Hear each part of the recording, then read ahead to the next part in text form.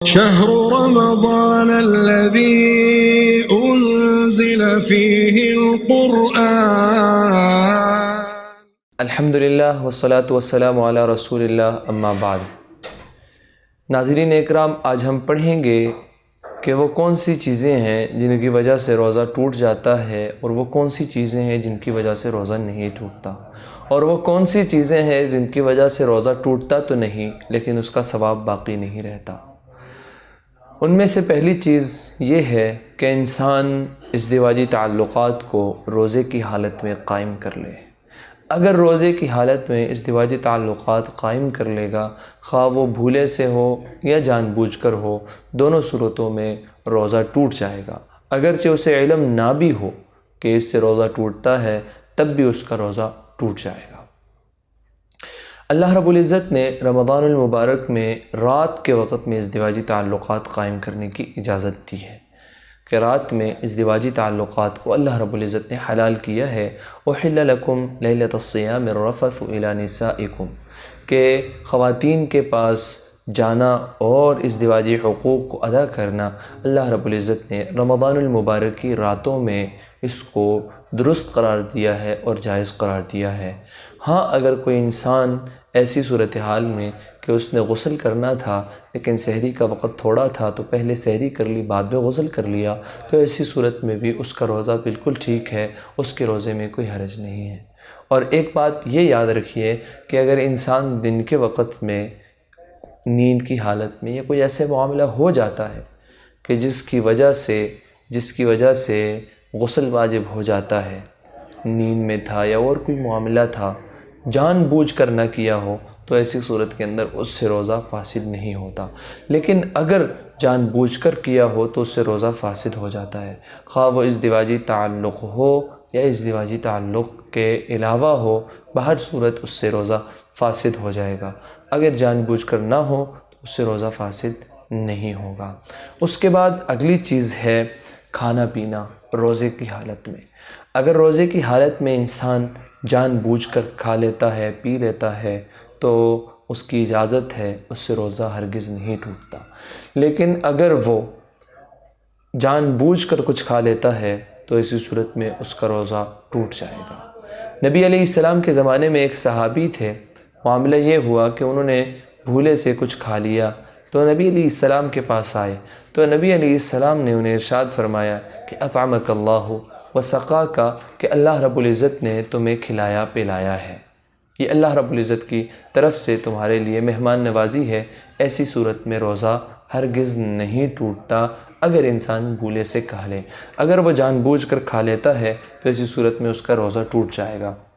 یہاں پر ایک بات آپ یاد رکھیے گا کہ انسان جان بوجھ کر کھا لے یا بھولے سے کھا لے یا ازدواجی تعلقات کو قائم کر لے، بہر صورت جب روزہ ٹوٹ جائے تو وہ بقیہ دن کو ایسے ہی گزارے گا، اپنے بقیہ دن کو ایسے ہی گزارے گا جیسے اس کا روزہ ہے.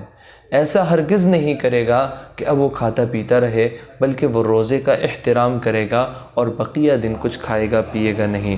اس کے بعد اگلی چیز ہے کہ کوئی انسان کسی چیز کو یعنی منہ میں لے لیتا ہے یا مسواک کر لیتا ہے یا دانتوں پر کوئی دوائی لگا لیتا ہے، تو اس حوالے سے یاد رکھیے کہ اگر اس کا ذائقہ حلق میں چلا جائے، پیٹ میں پہنچ جائے، تو ایسی صورت میں اس کا روزہ ٹوٹ جائے گا. اور اگر وہ حلق تک نہیں پہنچتا تو اس وقت اس کا روزہ ہرگز نہیں ٹوٹے گا. کلی کرنا، دانتوں دوائی لگانا یا کوئی بھی ایسا معاملہ کرنا جو حلق تک نہ جائے. اور یاد رکھیے مسواک کرنا بہت اہم مسئلہ. یاد رکھیے نبی علیہ السلام روزے کی حالت میں مسواک فرمایا کرتے تھے.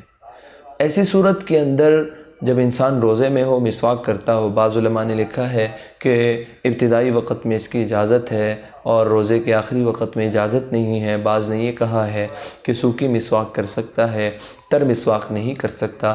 تو یاد رکھیے کہ فقہائے احناف کے مطابق اور جمہور کے مطابق اگر انسان روزے کی حالت میں چاہے اول وقت میں یا آخر وقت میں، چاہے وہ تر ہو یا خشک ہو، وہ مسواک کرتا ہے، اس مسواک کرنے سے اس کا روزہ ہرگز نہیں ٹوٹتا ہے.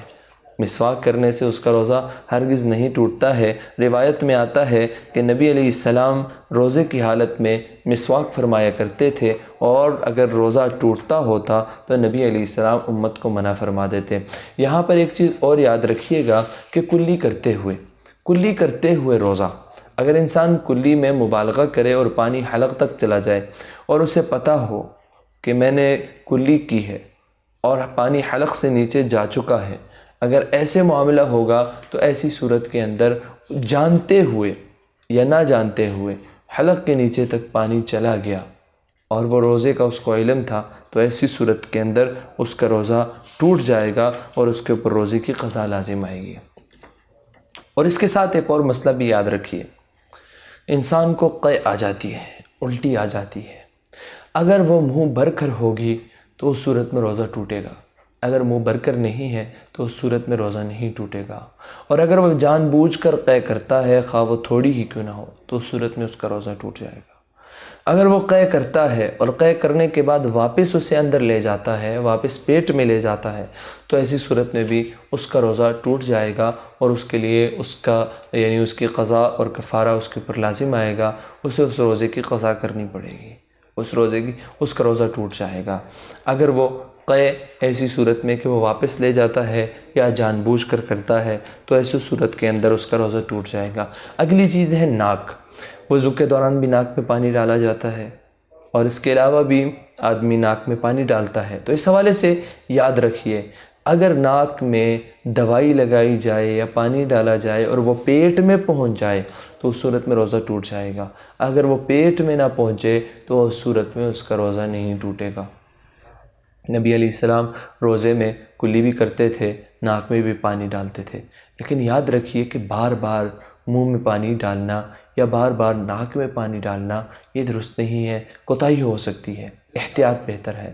البتہ وضو کے دوران کرنا ٹھیک ہے، لیکن وضو کے دوران بھی احتیاط کرتے ہوئے کہ پانی پیٹ میں نہ جائے یا حلق میں نہ جائے۔ اس کے بعد اگلی چیز ہے آنکھوں کے حوالے سے، کہ انسان آنکھ میں دوائی لگاتا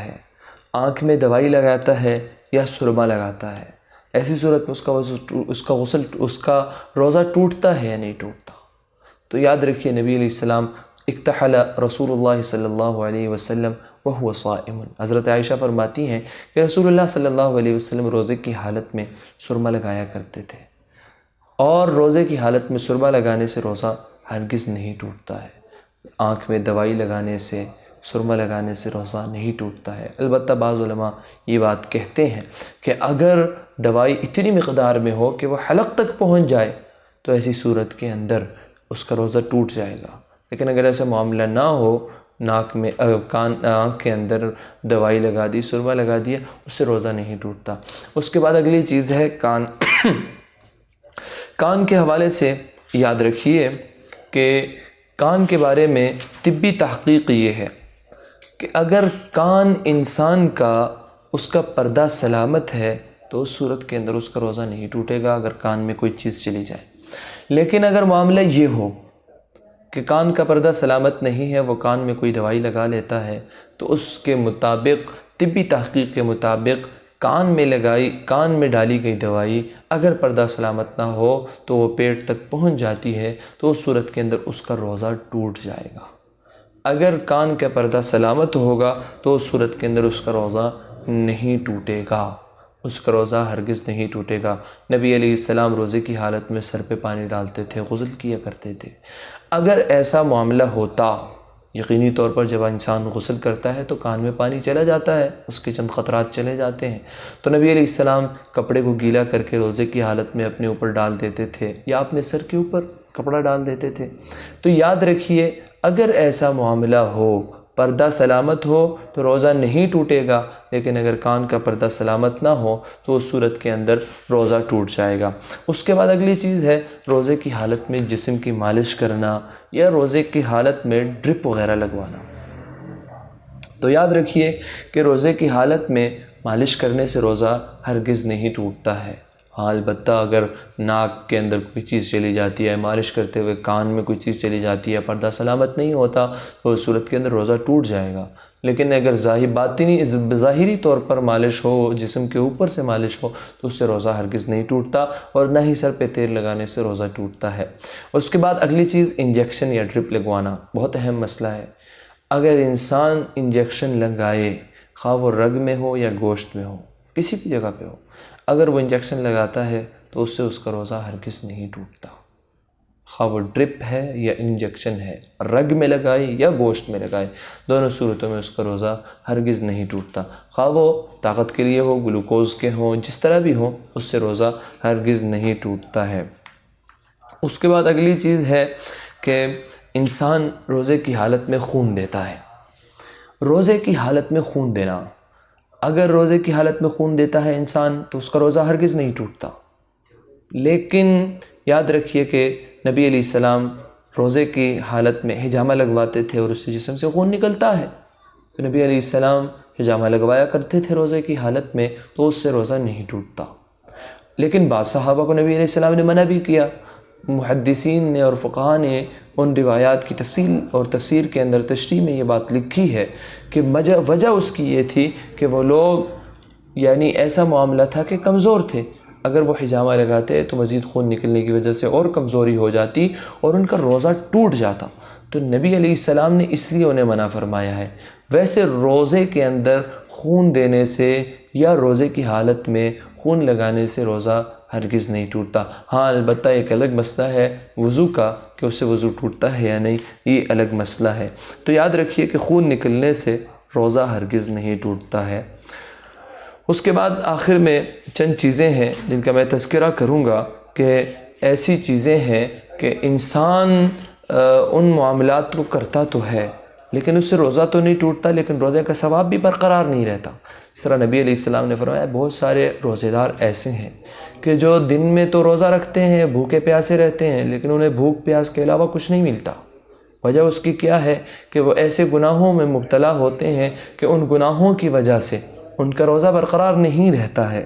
ان میں سے نظر کی حفاظت، بد نظری سے اپنے آپ کو بچانا، عام حالات میں بھی بچانا ہے، لیکن روزے کی حالت میں بھی اس سے بچنے کا زیادہ حکم ہے کہ انسان روزے کی حالت میں اس سے زیادہ بچے، روزے کی حالت میں ان گناہوں سے اپنے آپ کو بچائے۔ حضرت علی رضی اللہ تعالیٰ عنہ کو نبی علیہ السلام نے ارشاد فرمایا تھا کہ پہلی نظر پڑ جائے تو دوسری نظر سے پہلے اپنی نظروں کو جھکا لو، لیکن یاد رکھیے یہ ایسے نہ ہو کہ ہماری پہلی نظر ہی اتنی طویل ہو جائے کہ دوسری نظر کی نوبت ہی نہ آئے۔